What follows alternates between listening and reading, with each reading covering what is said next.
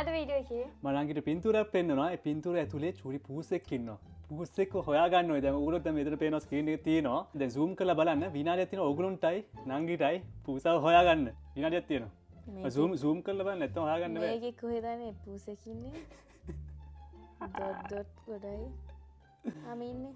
නෑ comment section එකේ කියන්න. දැක්කොත් කියන්න එපා කොහෙද තියෙන්නේ කියලා. දැක්කා කියලා කියන්න. අනිත් කටියට දෙන්න chance එක හොයාගන්න. වැඩේට බයලා ඉන්න. අම්මෝ මාරුයි. පූසක් තින්නේ මේ කොළ පාට වගේ. හරිද? පූසක් තින්නේ මේ පාට. නෑ give up කරන්න බෑ. තප්පර 20ක් තියෙනවා guys zoom කරලා බලන්න. හරියටම කොළ පාට පූසක්. කොළ පාට? මේක නම් කරන්න බෑ. හොයාගන්න පුළුවන්ද? මගේ මේ S2 අතර දිනවා මේක බලලා දැන්. කොළ පාට පූස නෑනේ. හරි පූස චුට්ටක් මත නෑ මේ ලෙඩ පාට. ඒකෙද වමනේ දාන්න සීන් එකේ ඉන්නේ කොළ පාට පූසෙක්. කොහොනේ? උගල දැක්කොත් කියයි අම්මට සිරි ඔන්න දැන් ටයිම් එක ඉවරයි. ඔව් කොහෙන්දනේ මේව හොයාගන්නේ? ඉතින් උගල දැන් හරියට දැක්කොත් කියයි අම්මට සිරි පූස මෙතන ඉන්නේ. කොහෙද හිටියේ? දැන් කට්ටිය කියන්නේ මම නංගිට පෙන්නන්නම්. නැත්තම් පූස ඉන්නේ මෙතන. කොහෙද හොයාගන්න නැද්ද? මේ ඉන්නේ.